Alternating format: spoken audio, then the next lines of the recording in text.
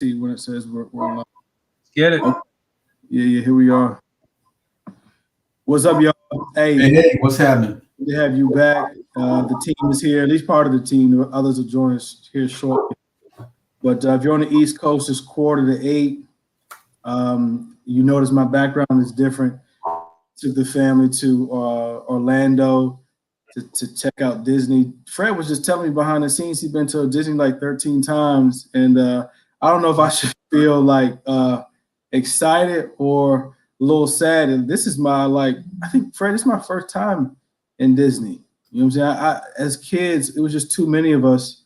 We just couldn't afford a flight, and my dad was like, "No, we ain't about to push this Dodge Caravan 18 hours, no DC to no Florida."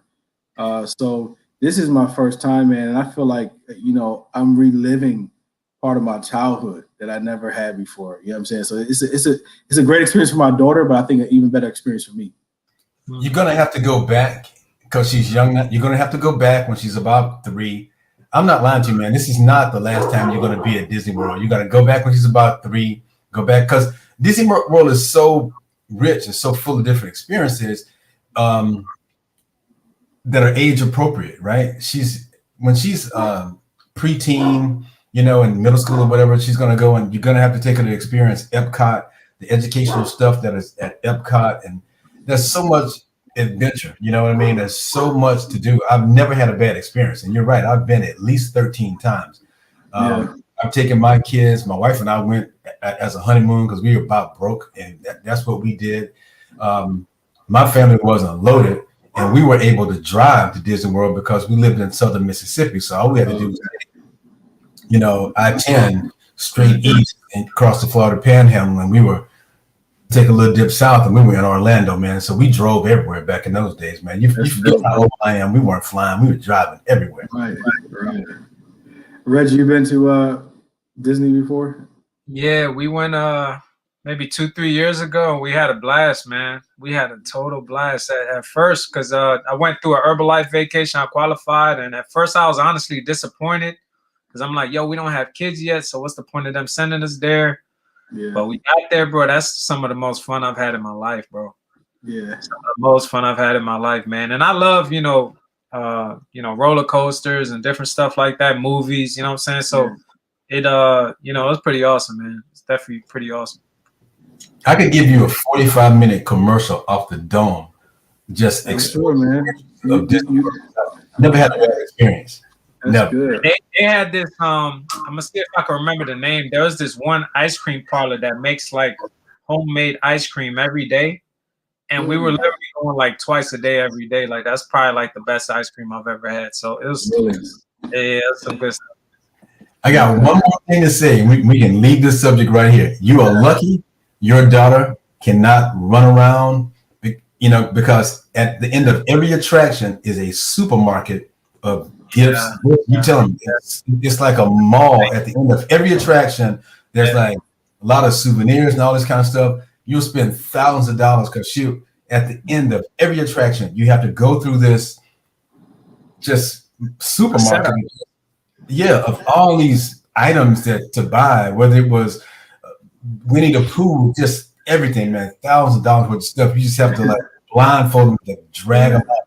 But you can just carry her right out. Now, subsequently, when you go, it's going to cost you a whole lot more, partner. I bet, man. I bet. What I'm excited about tonight, man, we're at the 6th part of the series, man, episode 6 of an 8-part series. Am I worthy of her submission? Hey, Toya, good evening. Toya Benson was one of our guests recently, a couple of episodes ago, man. She brought brought fire, man. Oh, my goodness. But yeah, we're in an 8-part series, Am I worthy of her submission? Those who are familiar with the verse in the Bible that says, wives, submit yourselves to your husband. I challenge and admonish everybody who takes, who reads the word or who reads scripture or the Quran or the Torah or any spiritual manuscript, to really read it for understanding. I think it's interesting that we have all of these people in our life who tell us what things mean. In grades K through 12, Fred, Reggie, you'll probably remember our teachers told us how to think. It wasn't until we got to college where it was like, yo, you think for yourself, right? And so I think when I'm reading the Bible, even though I've been told what certain scriptures mean, I now question, does it really mean that? And I really wonder, like, let's go a little bit deeper. So the particular verse, wives, submit yourselves to your husband. And it says, husbands, love yourselves as Christ has loved the church. He gave himself for the church. And so in this series, am I, meaning the man, are we worthy of her submission? If we're asking her to submit, the caveat and the overarching theme to me is, well, am I worthy of submission? Why should a woman submit to a man who's not worthy of submission? And so today we're going to talk about this notion of being unequally yoked.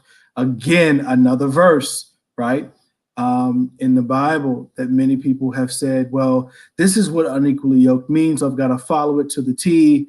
And if I follow it to the T, then my marriage will be successful. And I think all of you know that that ain't the case, because the largest group in the African-American community for divorce is those in the church. Mm-hmm. Divorce rate is over 50% nationally, but in the church, that divorce rate is like 70+%, right? And so it's not that it's the church's fault. That's not what I'm saying. It's the people and their understanding. And so if you say, oh, I got to marry someone who goes to church, well, people go to church all the time and ain't living right. And there's people who don't go to church who is living right. So we got to talk tonight for the next 45, 50 minutes, gentlemen, about— The church is like a low-key club now, man. You said what? The church is like the low-key club now. Hey, man, you're right. That's a whole nother topic. There's some churches, man, that I've been to that I felt like I was in the club, Reggie. I mean, when the organist hit that beat, and I'm used to a shout beat. I grew up, Baptist with Pentecostal roots. So when they hit that organ, right, and the people started dancing, man, I've been to some churches, Reggie, where they hit that organ and I'm hearing like Jay-Z beat. I'm hearing some Drake. I'm hearing some Young Jock. You know what I'm saying? I'm like, whoa. I feel like I'm in the club. Yeah. Not just the music, but the outfits too. That's what I meant. It'd be some trap stars in there. You know what I mean? Hey, you talk about when they go around and they trying to get found. You know what I mean? You talking about when they go to put the money in the offering plate and you see everybody in the church walk around the offering plate? That's true, man. Listen. That's true. Church is a come up for some folks. Yeah. It's a come up. All right, so we're gonna dive into this topic. So, Reggie, start us off, man, and then Fred, I'm interested in your thoughts as well. This is what the Bible says: do not be unequally yoked. Curious to, Reggie, you're a man of God, and how you think this scripture is defined and what it really means exactly as it pertains to relationships, marriage specifically. Because everybody holds that over their head, like, I don't want to be unequally yoked in my marriage. But what does that really mean?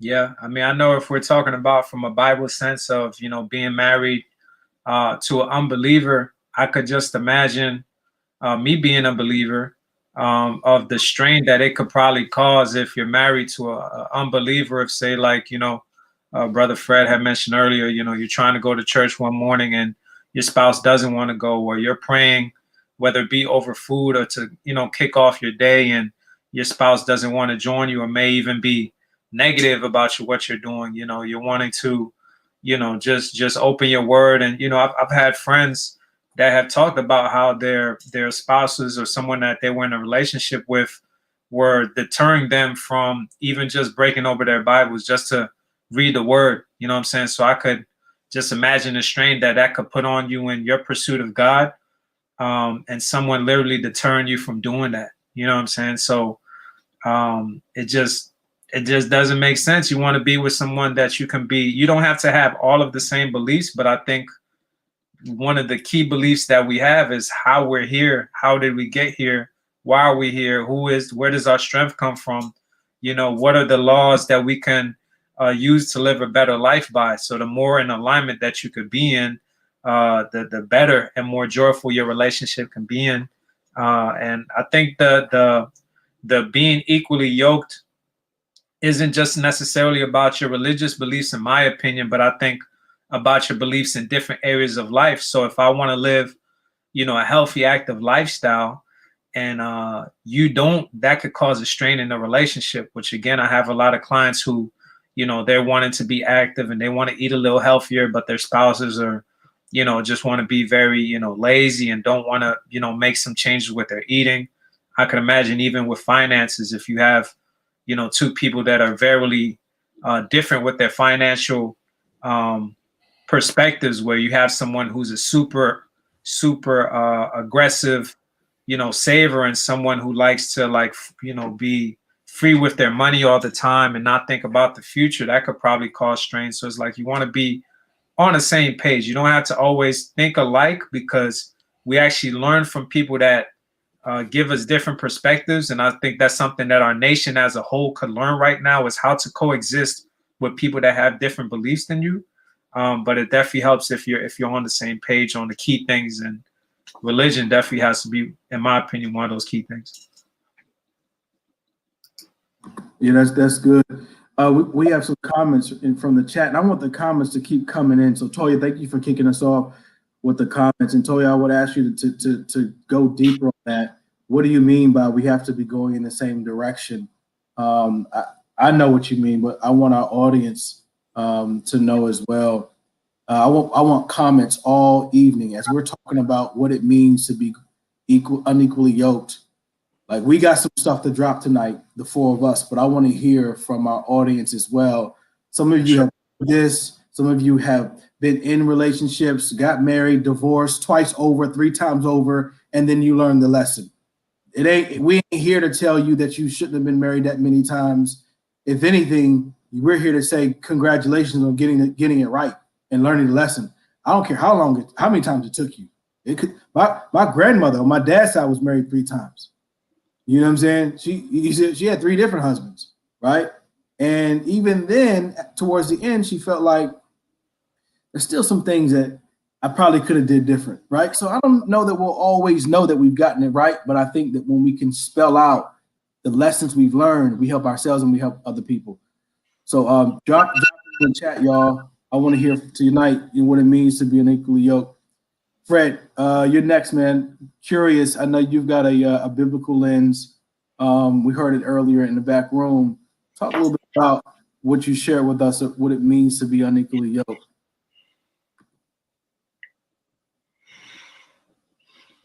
Yeah, you're on mute, Fred. The dog is barking, so I muted myself. And I apologize in advance if he continues to act a fool. But I want to go to Latoya's comment as well about we have to be pulling in the same direction. What the verse says is it's Corinthians 6:14 says, "Do not be unequally yoked with unbelievers. For what partnership has righteousness with lawlessness? Or what fellowship has light with darkness? What accord has Christ with Belial?" And at that time, there was still a lot of idolatry. And what this verse was an admonishment to believers not to saddle themselves with unbelievers and risk the possibility of having their religious beliefs minimized or watered down or made more difficult. It's hard enough to be a Christ follower and try to do the right thing when you have somebody who's setting an example of the opposite direction. It's also hard to raise children when you and live the lifestyle of a believer when you have someone who doesn't share the same worldview. And that's something that Reggie just talked about, is having somebody who to be yoked with, who shares your principles, your value system, your same worldview, so that you're rowing in the same direction. Now that's a religious and Christian application, but this verse still has practical applications for non-believers as well when it comes to you know, may not necessarily choose who you're able to fall in love with, but I think you can stop yourself from surrendering to a human being who is not right for you if you realize that this person is not so-called equally yoked. When you think of a yoke is a wooden harness that's placed on the neck of two oxen. And to be unequally yoked, well, first of all, the purpose of the yoke is to strap these two beasts to a load so that they can pull it effectively, right? It's so that they can perform the work, the task that they have to do, which is typically to pull a heavy load. So when you strap a yoke on the neck of two beasts, you wouldn't strap this yoke onto a 1,500-pound ox and a 400-pound donkey. That would be counterproductive. And that leads us to LaToya's comment about pulling in the same direction. If you have a 1,500-pound engine and a 500-pound engine, you're going to be going in the direction of the 1,500-pound engine, which is typically in a circle. If you have a family of a husband and wife, 2 children, 3 children, 10 children, whatever, you need to be pulling in not the same direction over and over and over. You can imagine how mindless it would be to be with someone who didn't share your belief system, who wasn't socially on the same page as you, religiously on the same page as you. Imagine getting up every Sunday morning, if it was your habit as a child, when you were brought up to go to Sunday school every morning, go to church every morning, and then to get up thinking that you were going to take your children to Sunday school and church every morning, if you were a woman, and to have a husband who didn't value that, who actually maybe even criticized you for it, and talked poorly to your children about how ridiculous it was to be getting up this time of morning when you could be sleeping in on Sunday mornings rather than going to church. If you value your immortal soul and you think that you're going to live an eternity somewhere, whether heaven or hell or whatever it is that you believe, if you value your children's immortal soul, you certainly don't want them misdirected by somebody who is unequally yoked from a religious standpoint, right? And if you're not religious, you still want an effective partner. You want a man who shares your worldview, your same priorities, who has a shared work ethic, who has the same idea about raising children, has the same idea about family values and truth, honesty, and fidelity, right? So you need to be equally yoked in that regard as well. Hey, Fred, I'm gonna give you a minute to go calm down.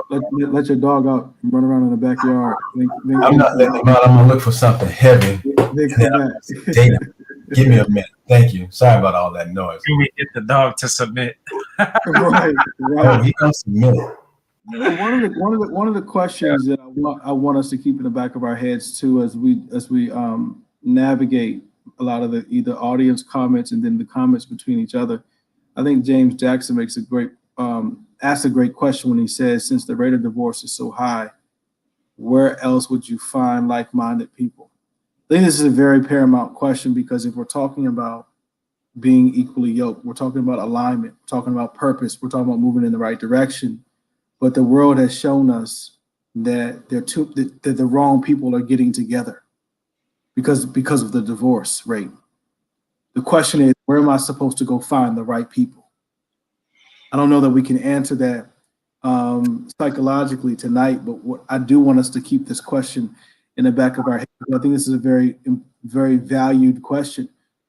If the divorce rate is so high, where am I supposed to find like-minded people or someone of great value? He's basing that comment based off of your comment of the divorce rate being so high in the church. Yeah. But it's high also in the world too, right? Over 50% in the world, and in the church, you're right, it's even worse. Toya, thanks for coming back and adding to your original point about being unequally yoked. You said his purpose must be aligned. You can't be going to level 12, but he's only purposed and or equipped to go to level 8. And I know, ladies, y'all don't like Kevin Samuels, I'm sure, but I'm hearing a lot of, he just has a bad way with words. But some of his messaging, Toya, I've heard him talk about different levels and people coming together. If you are desiring somebody, and you're as a woman on a level 12, but the man you got at the crib is on a level 6, then how do you get him up to where you are? Or did you just choose the wrong person in the beginning? I think those are really good questions to ask yourself. Ashley was on our show a couple of weeks back too. Y'all probably remember, man. It was Toya, Ashley, and Renee. Man, they brought the fire. Yeah. Ashley talks about being unequally yoked. It means our conflicting natures are an impeding process. Yo, Murph, that kind of sounds like it's sitting in your lane. You're the therapist, the psychologist on the show, man. Talk to us about just how you have defined for couples and singles that you have counseled over the years, man. When they told you, even without using the words unequally yoked, they just told you, like, look, I'm with this cat, man, and it ain't working out. And you've asked them, well, what are you bringing to the table? And she's like, well, I'm bringing da da da da da. You're like, well, what are you bringing to the table? Dude? Well, I ain't got much I'm bringing. I'm curious, Murph, from a psychological lens, how have you counseled, people who have gotten together and not really been, moving in the same direction? Yeah. I think that one of the things that's happened a lot of times in the sessions I've been involved in is they typically come to see me because there's been some kind of conflict in a relationship, or the relationship feels like it's in the demise.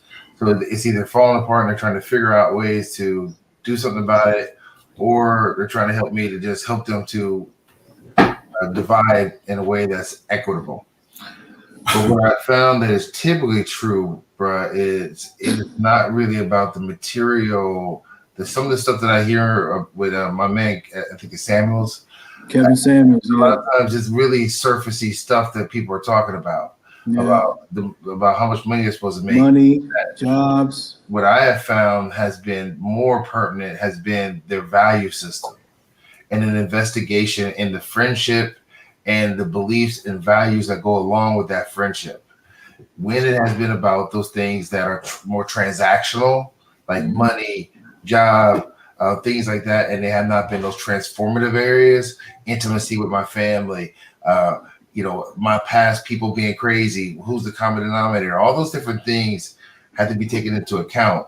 And I believe that what most people find out after they're done the session is they did not invest in the friendship, and they did not invest in the exploration and appreciation of the other person's value system, not the investigation, the interest in it. When it comes up, when it's an investigation, ain't nobody trying to have fun with you. Like you trying to check and see if you check it from hurt. Yeah, check it from hurt. So if you check it from love, then that's a different thing. That's about what's this and what do you think about this? And I think Fred, you said this last week. I think if a dude is talking crazy to the waiter, or they talking to you about what your skin is supposed to look like, comparing you to other people. Like, you know what it is. You hear it. The challenge is acting on it. Right. Checking it in a way that's appreciative. What I see you doing right now feels like it's real. It feels like power check. If they come incorrect, and you know that this person is what they're bringing to the table. A lot of times, that equally yoked is equally yoked in dysfunction. And sometimes you have to have that. Premarital counseling is you're right. And premarital counseling that dives deep into to how love was role model for you, how anger was role model for you, all those different things. What does it be? What is important to you? What's your purpose? You know what I'm saying? If they can't figure that piece out, that's a challenge. You know what I'm saying? I mean, it's doable. It's definitely doable, but you have to want it. Yeah, it's doable, but it's a challenge. I like that. What's up, cousin? Tanya is my cousin, man. She put in the chat, and yeah, you're right. Premarital counseling, and I love how she put end conversations, because it ain't just premarital counseling, right? Because they'll give you 12 sessions, 6 sessions, maybe 1 session if the pastor's busy. But premarital counseling and then conversations before getting marriage with a priority, and then make moves to commit in the relationship. Right. I love this piece. We put the yummy stuff, the cart before the horse in relationships. And you're right. It's the transactional stuff, Murph. You were talking about the yummy stuff is like, oh, let's go vacation in the Maldives. That's a blunt, bro. I said that before. It's a blunt. That's a blunt. You know, what about when you're not smoking that blunt? Like, can we sit and be cool? Because material stuff and vacation, that sex, that's the escape. If you don't have the friendship in a common value system, here's the crazy thing: when you have the common value system and the same belief system, your turn up is amazing because you don't have to be intoxicated. But if you are, it's even crazier. Right. So the yummy stuff is even yummier, right? The sex is even yummier. The vacations together is even yummier when you have your value systems, when they're interconnected, right? When you realize this is your purpose, this is your purpose. Now, I love how you mentioned it ain't about investigation, it's about interest. I'm interested in your purpose and you're interested in mine, which means that we both interested in each other. Thank you. It's not about investigating whether or not your purpose is really aligned with mine. It's more about, am I interested in your purpose where I can help deposit in your purpose, right? I see where you're going, bro. Eric, I love that you said that the sex and the alcohol are all forms of escape. I saw something the other day that said, you're not addicted to drugs, to food, to alcohol, sex, or etc. You're addicted to escaping reality. You plugging yourself back into the matrix. So powerful, man. That's so real. Again, and and the cool thing, the thing about it is, it makes sense. You're watching me, I know. I see you watching me. I see Jason watching me. Listen, hey man, I'm gonna stop you right now. All right. Let's just dive in, all right? Because you did this, Eric. You did this. So, Mr. Counselor, how do you realize that you're in the matrix? Somebody had to find Neo, man. He didn't wake himself up from the matrix. How do you not share trauma? How do you not yoke yourself with someone who's equally messed up? Or how do you realize that you've just latched on to your abusive father? I'm gonna go before Eric. Maybe Reggie gonna go before Eric too, because he got that whole therapist counselor. Okay. I gotta go before him. Look. That's a great question, Fred. And that we both into a relationship with trauma. We both do, the man and the woman.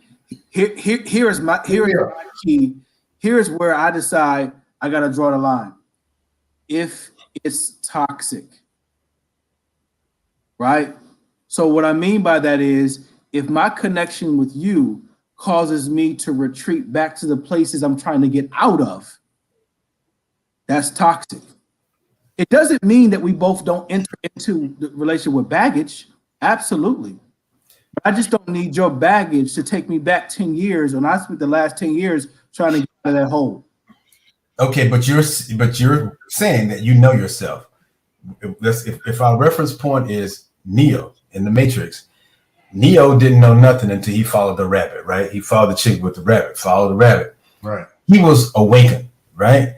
So you've learned enough now to know, but there are ladies out there who don't realize when they meet us sometimes, we're just daddy 2.0, not even daddy 2.0. But Fred, here's the challenge. Here's the thing about that though. Here's the thing. Neo had an itch. He knew something wasn't right.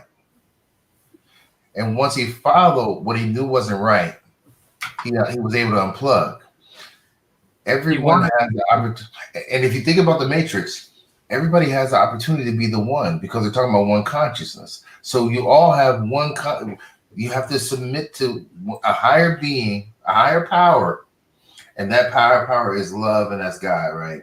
So as Neo, so I go deep. Wait a minute, I get lost in that. We probably need to get out of this. Because a lot of ladies don't know what the hell we're talking about. No, but it is a great analogy though, because Eric, I feel like what you were about to say too was that Neo did have an itch, and he knew that something was off, and he wanted to be unplugged from the Matrix, even though he didn't know the Matrix existed. Right. True. He knew it wasn't right, even though he was used to it. Yeah, he knew it wasn't right. He knew something was off. Now to your question, Fred, when we meet our toxic or the person that may feed our trauma, right? That's feeding into your matrix of sorts. It's not that people don't know that they've attracted that and that they're in this toxic situation like Jason was talking about, and it's actually making you not just be stuck but actually regress. Right? I see it in a lot of people. I have business partners who have a spouse who don't support them, so now their business declines. They don't support them on their health journey, so now they actually gain more weight than they came to with originally. Talk about believers. If you're with somebody that doesn't believe, that may actually reduce your faith to before your faith was even at when you were introduced to your religion to begin with. Yeah. But the problem is when you become aware of like, okay, this isn't good for me, you ignore the red flags, just like the guy in the movie The Matrix. He said, I know it's fake, but I want to eat the steak anyway. No different than a person that says, I know this relationship is toxic. I want to eat it anyway. Right. It's better than not having no relationship at all, so I'll take a toxic relationship. It's the same thing. Plug me back into the Matrix. Wow. Right. And some people but so you got to ask yourself if you're trying to figure out what it is to love somebody and what it is to be in a healthy relationship and what are red flags, you got to also ask yourself, what have you been conditioned to enjoy the taste of? Yeah. And we talked about this earlier in a couple of sessions a while ago about being addicted to cortisol. Yeah. So if I'm already addicted to the biological stress hormone, then really what is love to me? Love is stress. So I'm going to find someone who's equally yoked, who's going to be a little bigger ox. We're going to go all crazy in our line because we're going to be all over the place, but it's going to feel real familiar. Mm-hmm. Wow. Be real familiar. And it's going to be that itch that's been there since you was born. Mm. Wow. That's good. Yo, I had to put that on there, man, up on the screen. What are we addicted to love the taste of? I think that goes back to a lot of what you're saying in your question, Fred. When you talk about the trauma piece and the whole condition, some of us have just been conditioned to enjoy trauma, to enjoy relationships that bring trauma, right? And so Reggie made a great point when he said, also, I'd rather be in a trauma-filled relationship than not one at all. I think that's heavy, man. We live in a world, and I get it. The Bible's very clear. It's not good for man to be alone, right? It says that, right? Yeah. But I don't know that what it meant by that is that I need to be in a toxic, trauma-filled relationship just to have somebody to rub their feet on me every night. You know what I'm saying? I don't think that's what it's saying. I think it's not good for man to be alone is because when we're left to our own demise, we don't have somebody to help pull us out. When things start to go bad in our life, who's there to support us and help to pull us out of the place that we're in? But looking at relationships, I love that question. What are we addicted to love the taste of? I honestly feel to your point, to your question, Fred, some of us just enjoy trauma-filled relationships. I've had women come to me for years, man, for years. Reggie, when we used to do the From His Lips to Her Ears tour back in 2010 with Lamar and several other cats, man, for years used to be like, yo, I'm in this relationship. I know I deserve better. And we say, well, look, if you know you deserve better, then what's stopping you from leaving? Everybody the same. You know what the theme was, Murph? Love is stopping me from leaving. Which let me know that they had a bad, skewed understanding of what love was. That's right. That's right. Yeah, it's only skewed if you think it is, bro. But you even said something that I think is conflicting. You said that they know that they deserve better, but they won't step away. In my mind, when I hear that, I think that they may say the surface words of what they think, what they know they're supposed to be saying, I know I deserve better. But subconsciously, they probably don't believe that they deserve better. But you got to remember, a lot of this stuff comes from past relationships. So you got to think about, if I have a biological connection with somebody and they are there for me, but they're not really there for me emotionally, but they're biologically feel loyal to me. They're loyal to me in how they abuse me, but at least they feed me a little bit, but they talk crazy to me. A lot of times that commitment to dysfunction has a lot to do with my commitment to that biological or that person who nurtured me.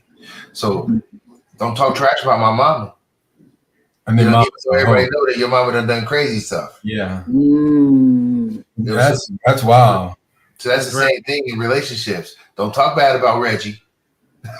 You know what I mean? That's interesting. About Reggie, you know, but it's really a loyalty to something different. That's real. That's real, bro. Yeah.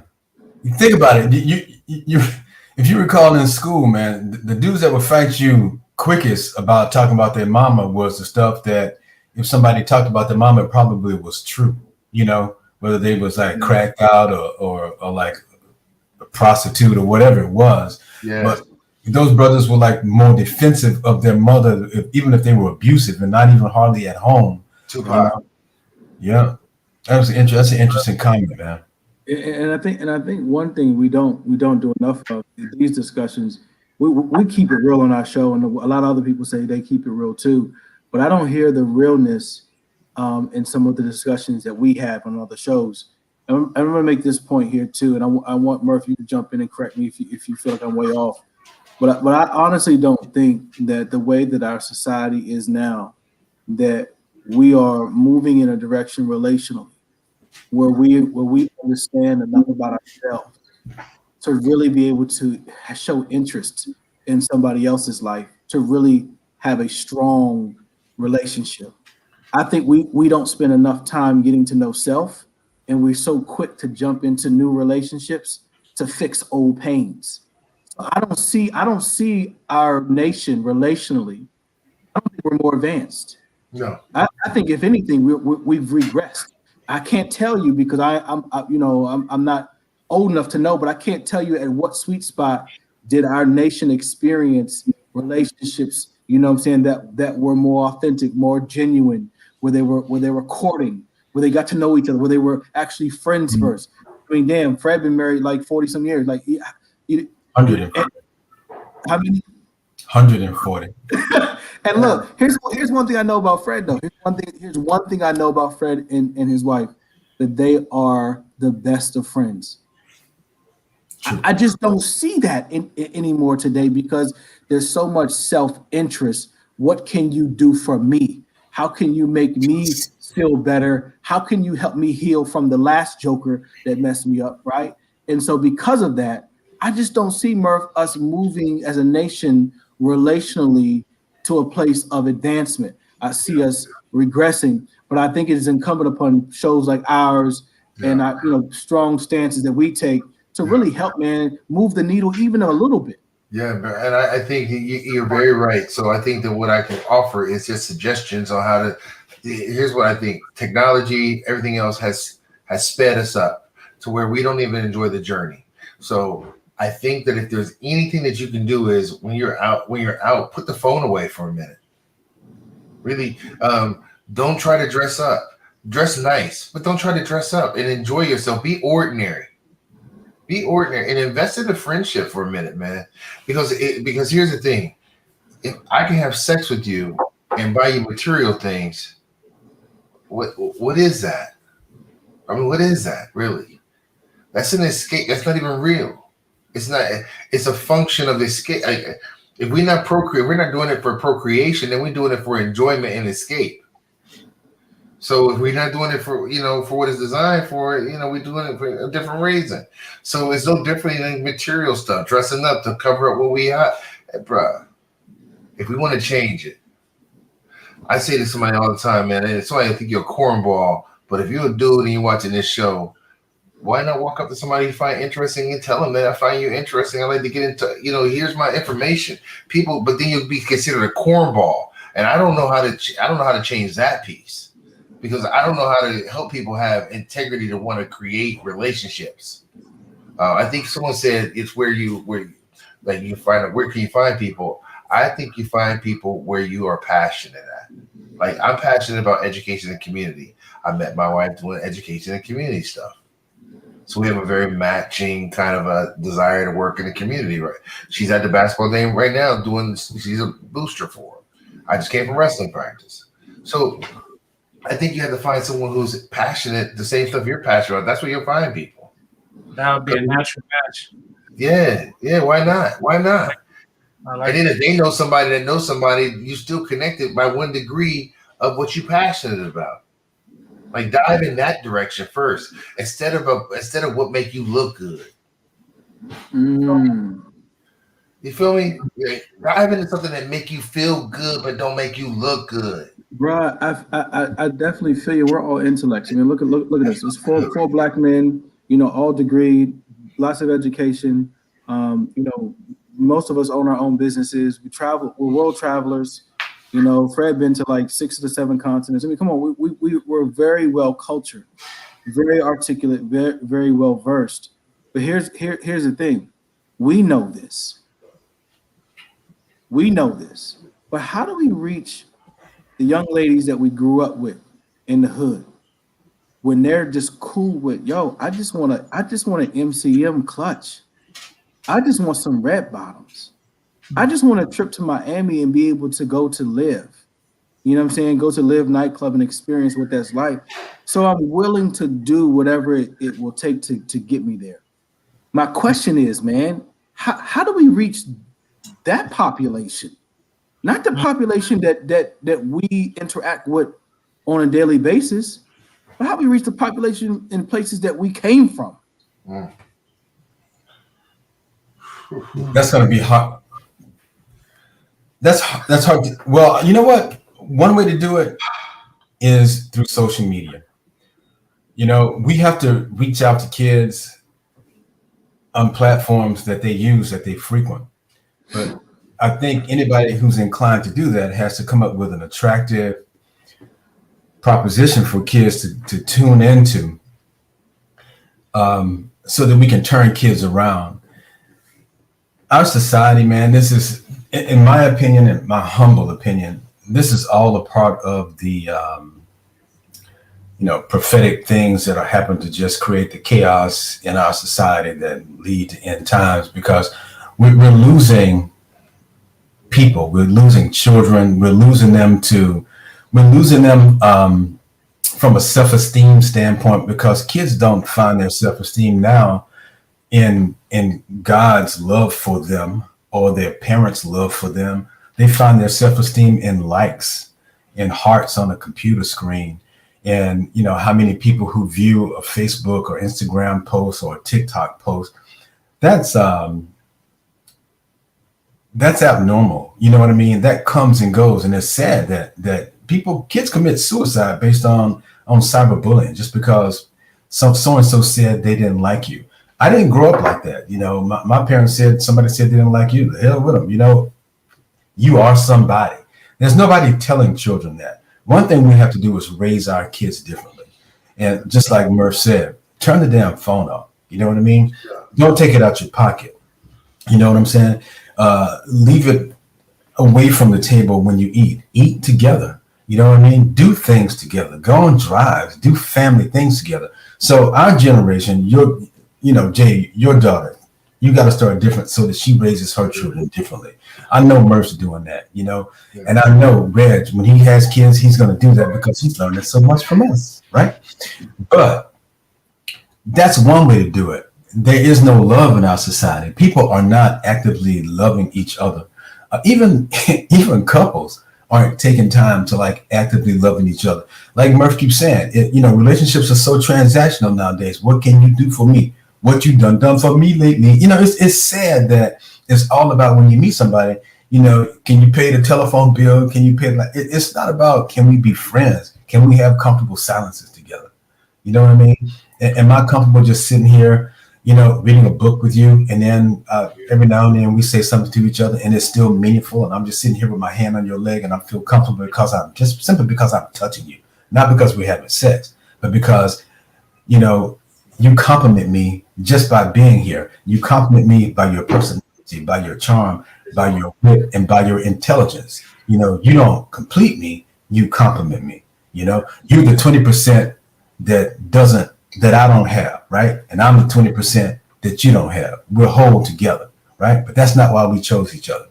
But social media is one way we can get the message out that, and it's sad, but it's still true, because that's where kids are. That really is where they are. It's to come up with some platform and say, hey, you're more than just a like on your Instagram site. You know, you're more than just a heart or a shout out or something like that. You know, everybody posts their most fabulous moments on social media. And people think that if they're not living fabu like that, then they're less than what they need to be. But people need to understand that their value rests someplace other, somewhere way deeper inside than what's on the surface. Pretty ain't what it's supposed to be. Beauty ain't what it's supposed to be anymore. The times you were speaking of, Jason, where people actually loved each other and took their time and walked, strolling hand in hand, and actually had a damn conversation, you know, without, so, you know, I'll give you an example. In my own household, my kids, my daughter had some friends over. It's like when they were in high school, 4 girls, cheerleaders, all sitting on the sofa together, each one on a laptop. And what's the point of this? Y'all might as well go home. You're not socializing, you know? So times have changed, and they've changed for the worse. It's been a long time since people courted, people valued each other. So much has changed. It's disturbing. So I'm going. Hey, Fred, can I talk gender normative? I mean, can I talk heteronormative for a moment? Go for it. You gotta break down what that means first. Whatever the hell that means. Heteronormative meaning, as long as you don't take your clothes off. Of biological male and biological female, and my gender role is it matches my biological sex, right? So I like women, and I'm a dude, and I like chicks. I think one of the things that is also missing in relationships anymore is a strong man, bro. I think that dudes have forgotten how to be dudes and stand for something. I did something the other day in a program, and we were talking about this from a toxic masculine position. I think that it is important to have I used to say you need to have a strong man, but I also believe it is equally as important to have a strong, trusted adult in the relationship. Be in a relationship with a strong, trusting adult. But when it chips it down, though, man, I think that because we can't play dodgeball no more, people have forgotten that the joy of winning at dodgeball. Like, they don't get it. I call it qualification. I don't even know how to explain what I'm trying to say here. I get what you're saying. It's a lost. People get lost in it because they don't stand for something. And if you don't stand for something such as love and commitment, and if my partner is here and she's having a problem and I'm not trying to solve it, I'm listening to her because I have someone that's equally yoked, and I know she just wants a safe place to figure it out. If you ain't never seen that, that sounds crazy to you. Everything is blurred, Murph. Everything is blurred. I get what you're saying. There is no definitive, you know, everything. We're trying to stand for every damn thing, right? Right. You know, there is no firm position. We're so trying to appeal to everybody's right to be whatever the hell it is that they want to be, that we've lost sight of what real values are. They've begun to blur to the point now where things have become a whole lot less meaningful. Yes. It's less meaningful to be a quote man, you know. So young boys don't know what to be a man means, you know. One of the harbingers of this was the ERA, Equal Rights Amendment. Now, I have no problem with women getting paid equal for equal work, equal opportunity, equal everything. But I think that, and please, ladies, forgive me, and I hope you understand what I'm trying to say. I may not say it eloquently. I may put both feet in my mouth. But what I'm trying to say is, men are men, women are women, and they are that way for a reason. I value women, respect and admire women for their strength and everything that they do. We are different, and we're different for a reason. We have different values, different qualities, different strengths. We're that way for a reason, and that adds to a household. if you in a heterosexual household, and that's all I can speak of because that's my experience. But that adds what ERA provided for, I think, and to a certain degree, was the opportunity for women to have some sense of equal opportunity. Certainly not entirely equal, but more equal opportunity, and women pursued that opportunity, which led them out of the house. To the extent, to some degree, I think that it left men trying to fill in the slack for what women did a lot of times, and a lot of times we came up short. It's very hard to live nowadays in the commuting type of society that we live in, because I know my wife commuted probably 60 miles from here to Virginia when my daughter was young initially, and she, her children spend more time with other people than they do with you. So much has gone into warping our perspective, warping our nuclear families, and sort of minimizing and diluting the family experience, that it has now come back around with the advent of all of this technology.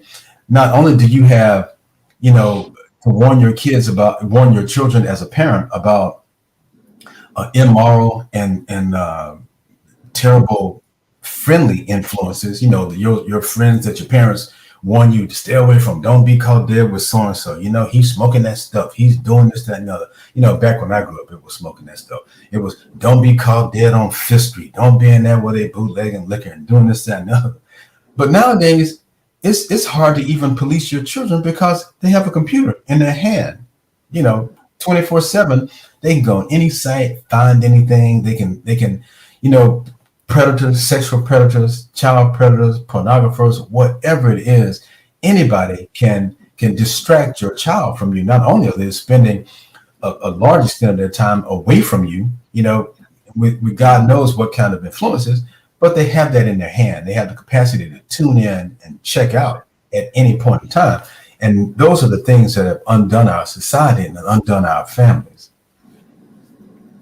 Yeah, a lot of great comments in the chat. I mean, I can't even post them all. JD just posted, some women do not understand a strong man because of their need to be independent. And this is a whole nother discussion. I mean, we would have to dive into this separately, because I think that that's a separate topic. that whole gender roles is what I hear Fred kind of getting at with the ERA. And then, when you do the research, and I always tell our guests, you hear us talk, but do research too, right? There's a lot of research out there. Did y'all even know when, birth control pill, what year that came out, and the reason for the birth control pill? People think, it came out because we're trying to, minimize the number of kids. There's too many people having kids. No, that wasn't the reason. The reason for the birth control pill was because women wanted to control when they had children, right? And so as the introduction of the birth control pill came, you started seeing women having less and less and less and less children, some women having no children, right? And so when you think about some of these questions or how we landed where we are gender-wise, you got to really look at the history of how we got here. This just didn't happen last year. No, it has happened years before. It's just playing out, right? Evolution. Yeah, it's just playing out. And so that point about, women and gender roles, men and gender roles, we have to dive into another day. But I definitely agree, Fred, that the morals are lacking. Social media has a strong foothold and presence in our children's lives, but also in our young adults, man, and even folks in their early 30s, bro. It's not just 15, 16-year-old kids. I mean, I see it on college campuses, bro. 20s and 30s-year-old people who are working entry-level positions at college, or, Murph, you see it. You're on a college campus like I am. Like these aren't just kids. These aren't just babies. These are young adults who are also making the same decisions as some of these kids because of the influence of social media, right? And so when we talk about how do we start to shift, I think one of the things is that the person has to value the shift, right? So for me, it was like, well, people ask, well, what made you shift? What made you get out the game? Why you don't do some of the things you used to do? what person made you do that?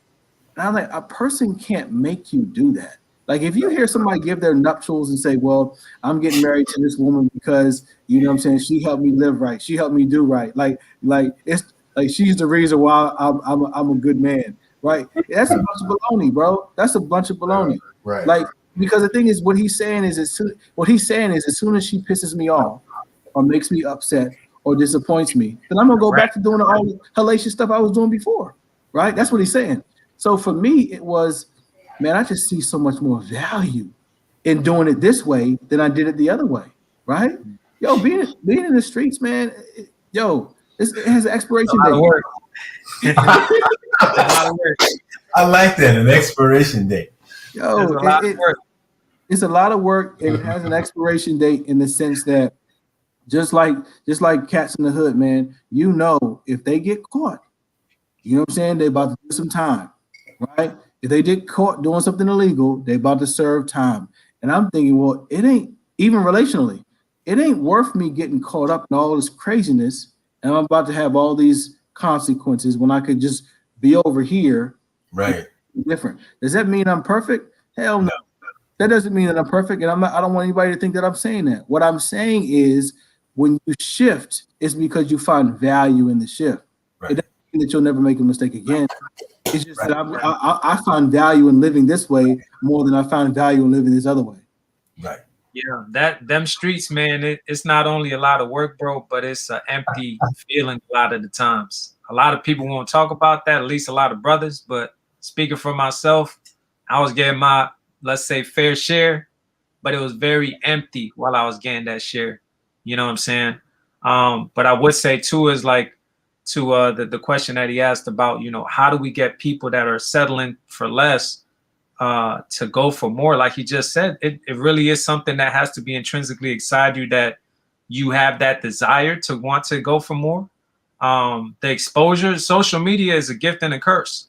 Because yes, it has negatively impacted us, but it also has, I feel like right now, depending on what pages you follow, it's showing you what's possible. There's so much hashtag Black love out there and you know, lifestyle and working on yourself. So it really depends just what wavelength of the news feed are you really plugged into.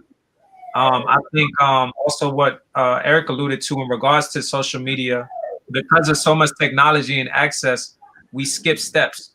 And I think a big step that is skipped in talking about having two people that are equally yoked is that you first have to know what you're standing on. What's your foundation? And a lot of people don't know what are my values before I even go into a relationship to know what our couple's values are. That's true. So one of the most powerful periods in my life was a time when I went celibate. And it wasn't a year, it wasn't 5 years, it was literally 4 months, which for me was very drastic. But it was one of the most powerful times of my life because I was praying more than ever, I was meditating more than ever, I was learning about nutrition, I was reading, I was working on myself. I was reducing the noise from the outside so much that I could clearly hear from God. And now I could know what my values truly were. So once I did meet the woman of my life, I knew what my values were. And now I could recognize my values in someone else. But if you skip that step, of course, you'll fall into any kind of relationship that has any kind of values because you don't even know which ones are because you didn't take the time. So that time by yourself, it's like literally taking the time to be equally yoked to the greater version of yourself. Wow. You know what? Wow. That's powerful. He just sits there, That's powerful. not blinking for a damn hour. That's why he wasn't blinking for a damn hour, because he was coming up with that deep shit. He always does it. He swears that he's learning all this stuff from us, and then he comes and says something. I'm like, get the hell out of here. We all great, man. I like that. That's deep, man. That's serious, man. That's serious. The part about the celibate for 4 months, I would have had to do a lot of praying. Yeah, it was tough, bro. It was tough. But that's just cutting it to the quick, for real. That's just seriously. That's like boot camp, man. That's like going somewhere else and really like turning yourself inside out and searching yourself. I like that idea. Like you said, man, he said reduce the noise. And so, you know, for Reggie, it was celibacy. But, you know, saying whoever's listening, how can you reduce the noise in your life? For you, it could be overeating. For sweets, it could be going to the fast food restaurants instead of cooking. You know, it could be meditating. Or, you know, I just started as of January 1, man. I'm on a prayer call every morning, you know what I'm saying, at 6 a.m. And I was going, okay, let me do 2 weeks, 3 weeks, you know, but it has become such a part of my morning, right, that I'm on this call because it helps me to reduce the noise. Yes. Right? Like that call for me, it helps me to reduce the noise because when I get off the call, now I'm thinking about the rest of my day. I'm thinking about, okay, what does my daughter need, right? I'm thinking about how many business calls do I have to do today? I'm thinking about how many students I have to check in with and see, you know, if they're turning their papers on time. Where do I have to travel in the next couple of days? Like I'm thinking about so much, right? Because I've reduced the noise because of how I woke up in the morning. When prior to that is the first thing I did in the morning, Murph, was check the phone. I'm on IG, Facebook, I'm on email. I've done wasted 90 minutes before I even got out the bed. Bro, now I'm doing 60 minutes on a prayer call, and then my day is fire. I'm up, bro. I'm up working before the rest of the world is still asleep. Right. But Yeah. as Reggie pointed out, that's how I reduce the noise in my life. Right. I did the same thing, man. I started getting up at 4:30 in the morning just so I have time to actually get myself ready for work and then have enough time to do a morning devotion and pray. And it took me a while to slowly to start to get up because I wasn't accustomed to getting up that early. You know, I'm working by 7. I'm not, you know, showing up. I'm working at 7 o'clock. So it means I have to be there earlier, and I commute down to DC. So to get up early, I had to slowly condition myself to get up a little bit earlier. So I wasn't like a zombie when I showed up at work. But as a result of that, I feel empowered. I feel more prepared for what's going to come my way. And a lot of times it's devilment, man. A lot of times it's just the enemy. Just before I get my second foot in the door, it's some dumb stuff. It's something stupid. Somebody saying something stupid. I think Murphy mentioned somebody who's toxic and somebody who dwells on toxicity, somebody who's only comfortable in toxic waste. So that's what they tend to perpetuate is toxicity. I work with someone like that. You know what I mean? Any situation has to be made toxic. So in an effort to deal with that, my mind has to be right from the moment I show up because I'm going to get something that's just stupid, you know, some whack, you know, and rather than react in a human way, I need to react in a more spiritual way and sift out the BS so I can deal with what's real and with the things that I really have to deal with. Reduce that noise. Yeah. Hey Murph, go ahead, man. We got 2 minutes. Take us out. Lamar normally does that, but we've had just a heavy conversation tonight, man. Just about being unequally yoked, about pairing yourself with somebody who you may be actually pulling them along, or pairing yourself with somebody and you're actually pulling them down. You know what I'm saying? It ain't just one way. Some people are actually carrying others, and some people are actually feeding others. Right. So take us out, man. We just have had a heavy discussion. I just want you to kind of put your lens on it before we close out tonight. First of all, this was wonderful tonight. You know, I think that when we start talking about equally yoked and what does that mean, I think for our listeners, I think that they understand what it is in regards to pulling the weight equally and making sure you're going in the same direction. But I think that when I start thinking about this, like, what could they get out of this? I think that they have to be able to recognize, am I repeating a cycle that I did not like? Am I repeating discomfort in my life? Real, bro.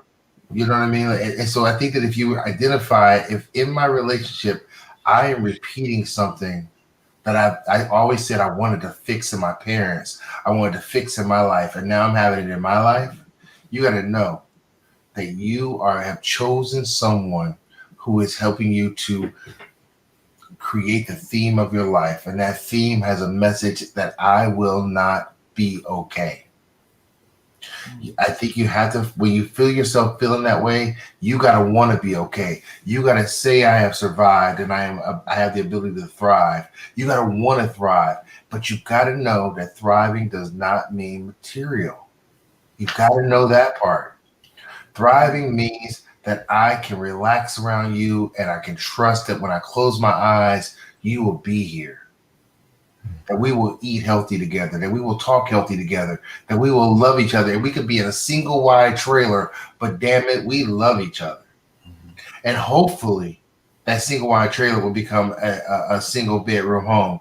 Then it'll become a double, and then we'll keep it moving until we get to our dream size home. Because we have the same values and beliefs. But so you got to know if you're repeating the same discomfort, the audience that's watching this, if you know you dealing with the same thing you dealt with your mom and daddy,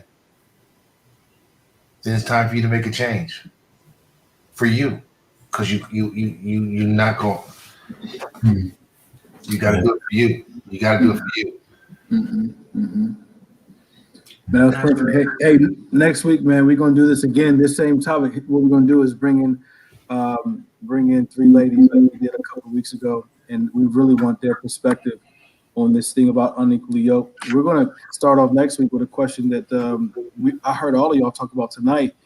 If you start off unequally yoked, can you later become equally yoked? Is that possible? You know, and then part 2 of that is, how long should the grace period be? How long you want people waiting around?